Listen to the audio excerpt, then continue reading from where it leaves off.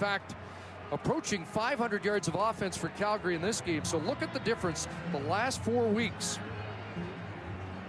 And that's why the Roughriders staff is concerned about a slumping defense. And their middle linebacker, Maurice Lloyd, shaken up and headed to the sidelines. Yeah, and maybe the biggest concern when you saw those numbers, the Stamps over 150 yards rushing the football.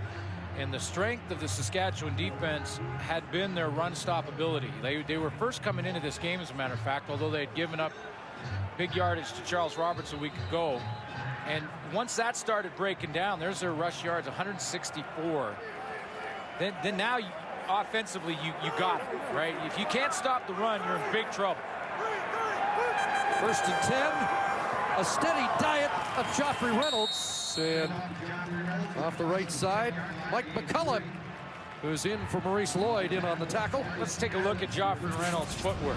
I mean, wow, that's Reynolds' foot. He's a nice wide base to start with, so he doesn't tip everything. But you see how quickly he could change that direction, and the torque that gets on his feet, both inside and outside edges. It's almost like hockey when you hit that inside edge and you can turn on a dime. That's what good running backs can do when they hit the hole like Reynolds can. He just can cut on that edge, put all that torque on the foot, and cut back the opposite direction.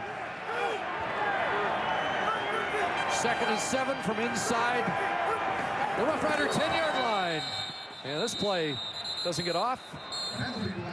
It didn't, but did you see what Reynolds did there? Reggie Hunt was coming on a blitz. Joffrey Reynolds cut him right down.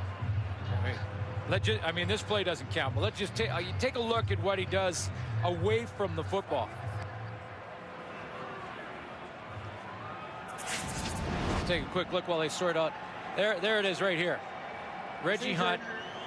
Calgary 66, 5-yard penalty, remains 2nd down. Look at that. They didn't know the play was over when it happened, and Joffrey Reynolds right there. Right in the waist, perfect block. And that would have given Henry Burris time had that play continued. Big left tackle moved prematurely. Garrick Jones. They march it back 5, make it 2nd and 12. Double tight ends. Reynolds releases. And he's brought down inside the 10 by John Chick. Final play, 3rd quarter. Here at McMahon, the Stamps in charge.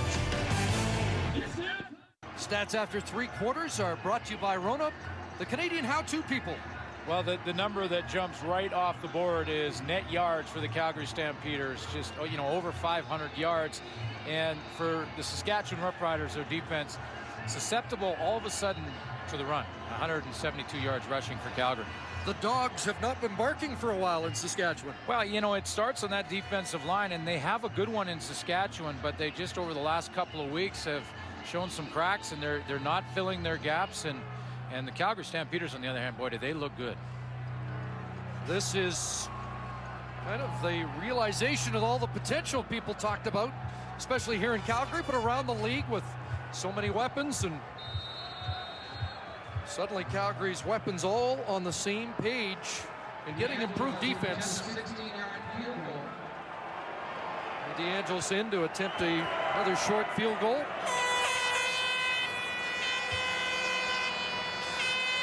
From the right hash.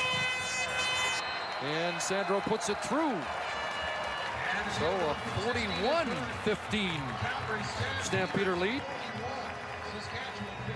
And a reminder that all of the action in the world of sports today will be recapped on SportsCenter tonight. Brian Mudrick and Holly Horton in the chairs tonight at 10 o'clock Eastern, 7 Pacific. After this CFL on TSN doubleheader. And the West appears to be tightening and may even have a new leader by the end of the night. Well, and I was going to mention that don't expect for a minute that either of these teams, when Calgary Stampeders in this case, are going to let up. I mean, I know they have a big lead, but points important in what's going to be a race down to the wire in the West Division, not only for first place and that bye, but also for a home playoff game. I mean, for a while in Saskatchewan, boy, they thought that was a lock. That drought since '88 of a home playoff game was going to be over. It looks like Marcus Crandall might be warming up. Yes, Crandall, who came in last week in Winnipeg, looks like he's got the next series for Saskatchewan. You're right, there is no lock anymore. Lions against the Argos tonight could take first again. And I know the Roughriders were looking at it back-to-back, Calgary and BC. Best case scenario, win those 2 games and they'd already clinched the tiebreakers. But now, the Calgary series looks like it's headed to a stalemate after the first 2 meetings, and a tough game on the horizon for a suddenly struggling Rough Rider team. Corey Holmes has to flag that down over his shoulder. And here he comes. Flag down, ball down on the ground. Back-to-back. Holmes fumbles. Who's got this? Saskatchewan gets it back. You remember what you said, Chris, about when you heard coaches say that the special teams and how teams cover kicks really is an indication of how intense your team is. Both those fumbles from Corey Holmes were hits. I mean, those were big hits from the Calgary Stampeders. Saskatchewan, number 95. Be a 10-yard penalty. Sorry, a restricted penalty. First down. I mean, they'll keep possession here, but those have been big hits from the cover teams of the Calgary Stampeders. I mean, they are pounding these cover teams right now, and they're winning the war on the teams. And that's a great hit in the open field. That's Mark Kalist. Grodegood, the other one. Penalty against the Roughriders. I believe Luke Mullender, the culprit. They have to start at their 7 with Marcus Crandall now at the controls. Corey Grant with the catch. Grant swarmed as he crosses the 15. Close to a first down at the 17-yard line. You know, the other part of that tackling thing, and I just saw it here with Calgary doing the hitting Corey Grant there. Remember I mentioned that it's how bad do you want it. One guy can be beat in the open field. You know, that's how talented the offensive players are. If you rally to the football and you get 3, 4, 5 hats on the ball carrier, that obviously ups your chances of getting to the ground. Calgary's doing it. Saskatchewan hasn't been. Second and a yard. Marcus Crandall with a flag down. Should have the first down. This defense starting to tighten up. They had surrendered the most points this year coming into this game. Ken Austin says take the penalty. Offside. Calgary, number 77. It's a 5-yard penalty, and it's first down. That's Tay George, who was ejected from the first meeting against the Roughriders. That was 49-8 Saskatchewan. This is 41-15 in a complete role reversal this afternoon. And an injured Rough Rider. And we'll take a timeout. Big left guard Wayne Smith hobbling off. Mark Parenteau has come in to take his spot. Smith has had back problems kind of on and off all season long, and they feel like it's probably something he'll have to play with the entire season. Maybe it's spasmed again for him. First and 10 at the 22. Here comes the rush. Crandall really jolted by Brian Clark, who continues to be a force in this game. And we go back to the sidelines. Here's Jermaine Franklin. This is the first time the Stampeders have had 2 straight sellouts since new ownership took over 3 years ago. And talking to management, they believe it's probably the first time it's happened in 10 years. And considering the fact that their next home game is against Saskatchewan, there's a good chance it'll be 3 straight sellouts this season. Sellouts becoming a common word, especially on the prairies. Winnipeg, Saskatchewan, and now Calgary back-to-back. Second and 10. There's a completion and a first down for Andy Fantus, close to the 35.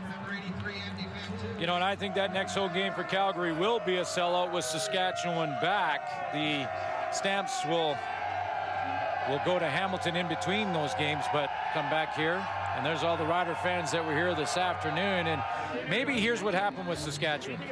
Their secret weapon is still not allowed in the stadium, and there he is right there. And Gaynor he's barred. He's banned. He's not allowed in. Not allowed the Western semifinal last year, and again today on the outside looking in as Marcus Crandall tries to kickstart the offense here.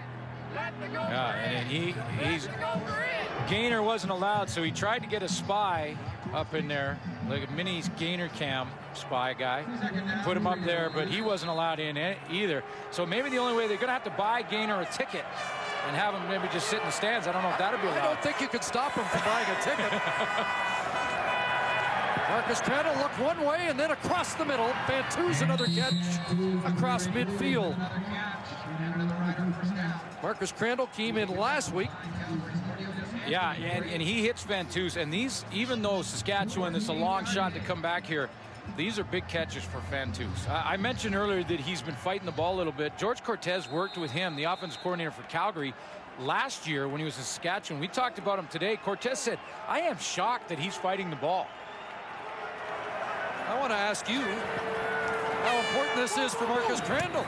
Yeah. Joe Murphy the catch, and he slips away from Cornelius Anthony down to the 35, because last week in 10 minutes, 146 yards, he went 9 for 15. Obviously, game in hand, different defense. It's still, and it but is we're going to see it again here, and it is going to have people talking, I think, about Marcus Crandall. Yeah, it is. But here's the thing: Ken Austin, as their head coach, was a quarterback. Okay, he knows what defense that Crandall's facing compared to the defense that Kerry Joseph faced. First down, Crandall looking for Corey Grant. Double coverage. The ball falls incomplete. Brandon Browner, the fine rookie corner, was there. But it is good reps for Crandall. Like I mentioned, it's also good reps for Andy Fantuz, because if Saskatchewan is going to, you know, go into the playoffs, get a home playoff game, they need him. I mean, he's a deep threat. He's a big target. He can be a Dominguez type of route runner. And if he keeps fighting and not being fluent as he is, as fluent as George Cortez told me he was last year, he said he never dropped a pass, Cortez told me, all of training camp. That was his calling card as a all-time great in the CIS. 2nd and 10. Crandall steps up and lunges down to the 27. He'll come up short of the first down. And it'll be 3rd and about 3. But you just, you go for it here, and although they do play again, and all the points are going to matter, it'll be an interesting decision now that I think about it. I mean, now they're going to go. Have to get close to the 23-yard line.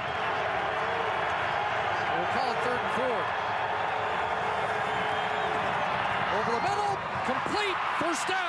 DJ flick to the 10. This play works for Saskatchewan, but as a defender, a former defender, I always think that it's always better if you at least have one running back stay in the backfield, just because it could occupy the attention. Look, no running back here, no running back here. Now, I know that it's desperation. It's 3 yards, so they're going to pass, and they don't care that they're not disguising anything. But I always like keeping one back there. Gates the tailback in motion. Crandall, time, end zone, touchdown, Andy Fantuz. First touchdown of the year, and something to cheer for in Rider Nation. Yeah, and maybe that gets him out of his funk, because even on that pass, watch how Andy Fantuz catches it. He's wide open. Okay, he's going to come across the middle. He's wide open. Nice throw. He doesn't have to stretch for it. And look at him protect that football in there. He crunches his body down. He catches it with 2 hands and really protect. That's what I mean about fighting it. And maybe that touchdown will take that weight off his shoulders and he can just relax and go play. Because he's putting some numbers up over the last couple weeks. And they need him. Yeah. With Matt Dominguez on the sidelines. 4 catches, 47 yards, and a touchdown for Fantuz.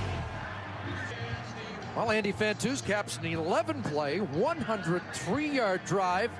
And there's some staunch CFL fans saying it's 19 points, 9 minutes to go, and a short kick onside. And the Roughriders think they've got it.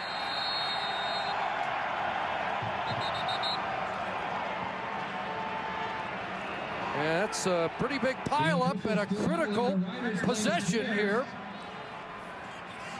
As I wanted to make the point that in the Canadian Football League, 19 points is not that much with 9 minutes to play. No, I didn't say it was impossible. I thought it was a long shot. It's an uphill battle.